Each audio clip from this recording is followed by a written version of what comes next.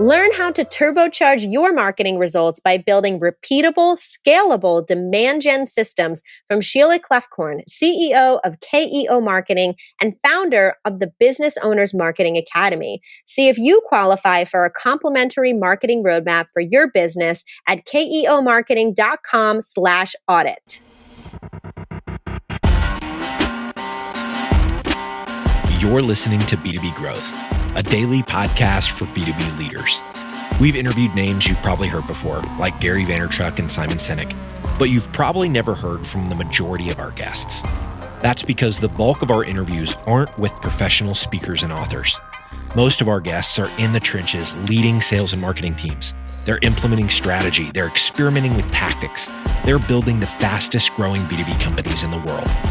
My name is James Carberry. I'm the founder of Sweetfish Media, a podcast agency for B2B brands, and I'm also one of the co-hosts of this show. When we're not interviewing sales and marketing leaders, you'll hear stories from behind the scenes of our own business. We'll share the ups and downs of our journey as we attempt to take over the world. Just kidding. Well, maybe. Let's get into the show.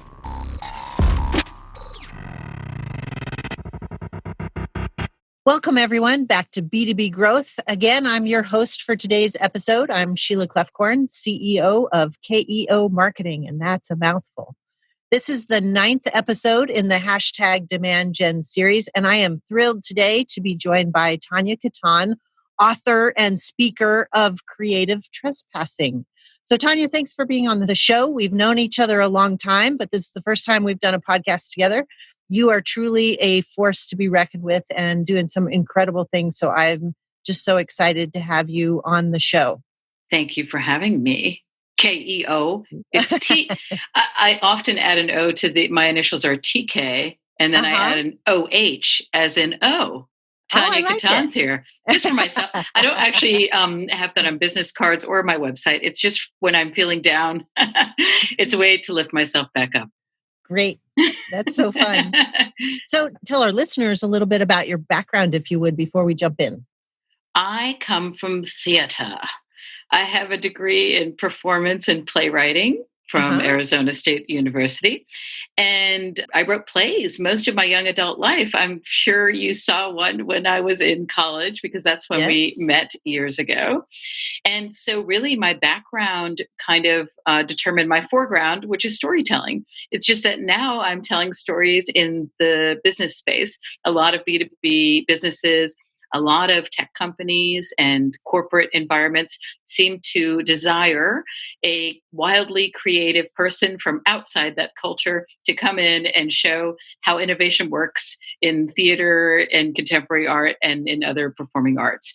And so, it's allowed me an opportunity to learn about how B2B businesses run, what it means to sell and engage people you can't see because they're the end users. Right. So, at first I thought B2B was a charming hotel that you made in your spare bedroom. But in fact, it's not that at all. Right. Exactly. Yeah. Well, and you've taken all that great theater background and you've parlayed it into an incredible business. In fact, you've written a book called Creative Trespassing, and it was just named Best Business Book, if you can imagine, something many of us would love to have. And it's just inspired so many people. So how did Creative Trespassing come about, and what's it all about? Well, for a long time, people didn't understand what my job was, especially when I was embedded. I worked as a curator in a contemporary art museum, but I have no background in art. And then I worked as an evangelist at a B2B tech company, but I know nothing about technology. Mm-hmm. And so people kept questioning me and my bosses as to why I was hired and working with them. And they would say, "So what do you do?" And finally, after being embarrassed and awkward in terms of telling my title, I started to think, what is it that I really do that transcends space, that I actually bring to me in whatever work I do? And then I'm like, well, I guess creativity is one component. It's kind of a good big umbrella. And a lot of people know what that means quickly, regardless of what industry you're in. And then I'm like, well, I guess I bring creativity to spaces and places and people who don't necessarily want it or didn't invite it in through the front door. And that's called trespassing. So then I stuck the two words together and came up with this title for myself, and also a title that seems to resonate with a lot of people, because regardless of whether or not you're working in the industry you intended on working in, you still have really cool stories, skills, and ideas from outside your organization that you can bring in to add layers that people didn't know existed before you brought them in, and now they can't live without. And that was really the foundation for writing Creative Trespassing. Well, and I've been a part of some presentations you've done about creative trespassing, and it literally sets people on fire. Okay, figuratively sets them on fire, because it's a totally different way of thinking, right? Than most of us do in our very structured work environments and those kinds of things. So do you have a story of a company that you shared creative trespassing with and how it had an impact on them? Well, actually, I'll share a talk that I just gave at an IT summit, and there were probably 1,000 people there. And I was giving my talk. I was sharing stories about working in all these companies and how misunderstood and awkward and weird I was, and how that benefited everyone at some point, but until that point. And then I gave them an exercise from the book and asked them to do it in real time. So 1,000 people, I said, just turn to the person next to you and solve a problem in the workspace that no one is looking to solve. Just do it. And I literally gave them 5 minutes only. And all of a sudden there was like, everybody was murmuring. It became a crescendo because there were 1,000 people. It was like, and boom. And I'm like, stop. And they all stopped. And so I said, who would like to share what problem nobody's solving and how did you solve it? Somebody raised their hand and they're like, the problem is we get lunch delivered every day and it comes in a package. And that package Those just goes. poor people. You're right. Yeah. And I'm like, is the problem being bourgeois? No. But the problem is that everything's packaged and that just goes to a landfill. And we know the environment is not benefiting from that. So they decided that the solve for this problem, at first they thought, well, maybe it could be an edible package, but then they realized how far that traveled to be there. And maybe it was dirty and gross and they didn't want to eat it. So instead they invented a package that you could plant in the ground. It was actually seeds. And that was genius. And in that moment, when 998 of their colleagues were listening, they gasped in unison because they literally solved a global problem in 5 minutes that nobody was looking to solve in their organization. And so that's indicative of the exercises in creative trespassing. It's these moments that take less than a smoke break where you can actually have impact and bring diverse ideas and people together to solve problems. Holy guacamole. It's so easy. And so that's a moment that just happened that I was so delighted. And everybody else saw the power in just stopping. And I actually call these exercises productive disruptions. What? Oh, good. Thank you. Because really, in order to solve problems, in order to innovate, you have to disrupt the patterns and habits that are keeping us stuck. It's like when we get stuck, sometimes we think, if I only type harder, the solution will come to be. That is not true. You have to get up from your desk, move, and try something else. And so those exercises allow you to do it. And I coach you all the way through. So you feel like you have a very own best friend who's also a coach who's going to nudge you with a sense of humor. Bam. Oh, that's great. Well, and you're absolutely right. The time alone for that project was disruptive, but yet it got a really big impact. So just by either changing your environment or the time, that can shift things and cause people to have to really step up, which is great. So I know that you're on a mission to help millions of people based on this success and some of the success of your plays and these kinds of things. So talk a little bit about your mission.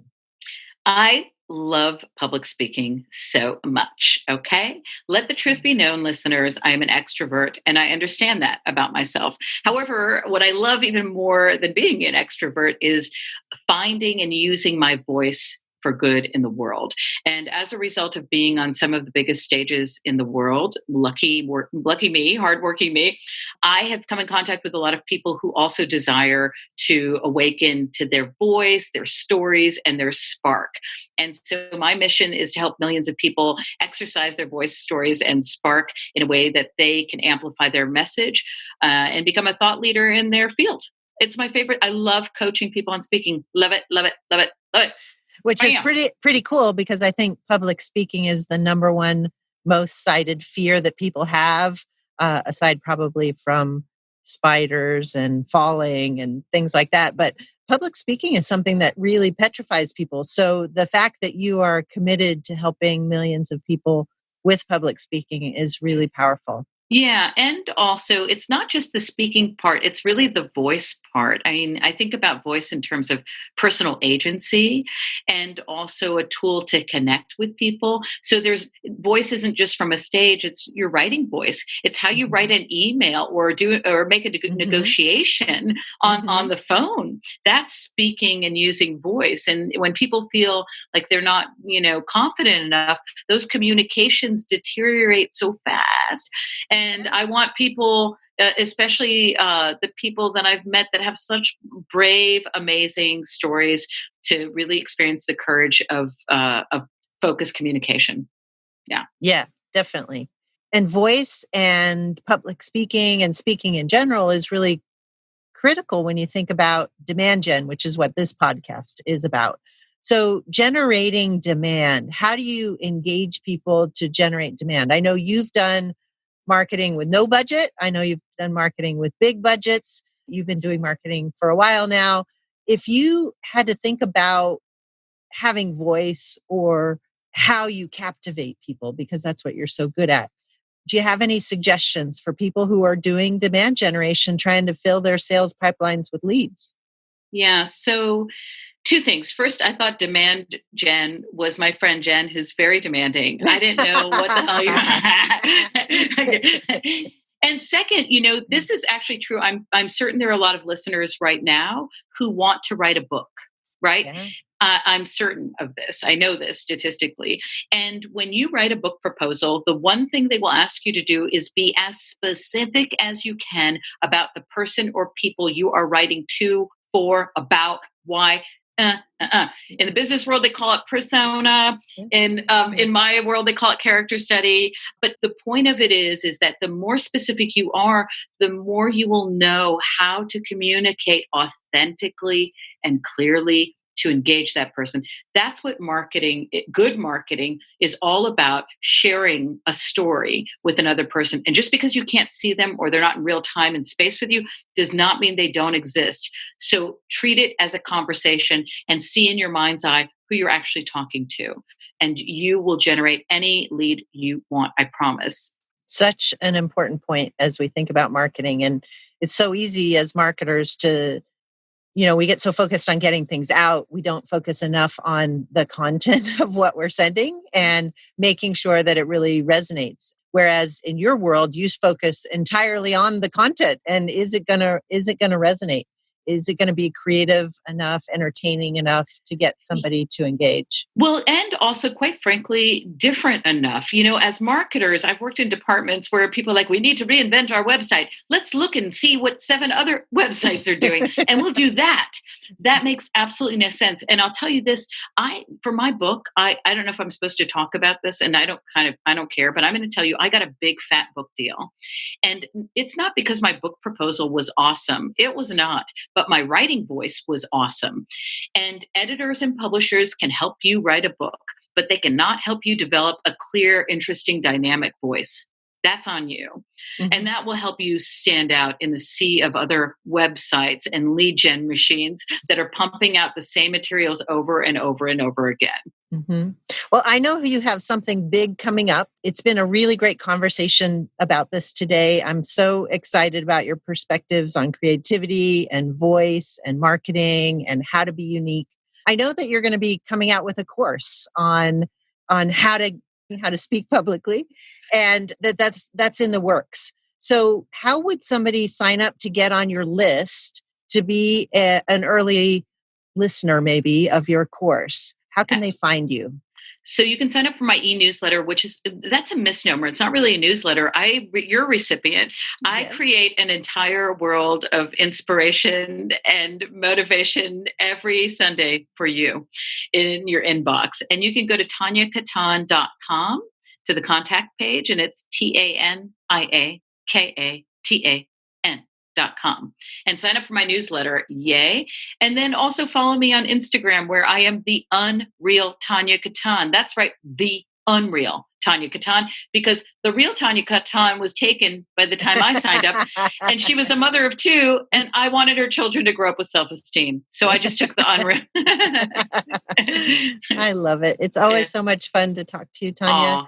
Thank you again for being on, and thanks to all our listeners for your valuable time listening to #DemandGen on the B2B Growth podcast. If you want to find out more, come back, check out our future episodes. You can also request a complimentary marketing audit at KEOmarketing.com. KEOmarketing.com. Tania, thanks again for being on the show. It's been great to spend the time with you, and I look forward to getting together with you again soon. Thanks. Thank you, Sheila. It was awesome. KEO! Hey there, this is James Carberry, founder of Sweetfish Media and one of the co-hosts of this show. For the last year and a half, I've been working on my very first book. In the book, I share the 3-part framework we've used as the foundation for our growth here at Sweetfish. Now, there are lots of companies that have raised a bunch of money and have grown insanely fast, and we featured a lot of them here on the show. We've decided to bootstrap our business, which usually equates to pretty slow growth. But using the strategy outlined in the book, we're on pace to be one of Inc.'s fastest growing companies in 2020. The book is called Content-Based Networking: How to Instantly Connect with Anyone You Want to Know. If you're a fan of audiobooks like me, you can find the book on Audible, or if you like physical books, you can also find it on Amazon. Just search Content-Based Networking or James Carberry, Carbary, in Audible or Amazon, and it should pop right up.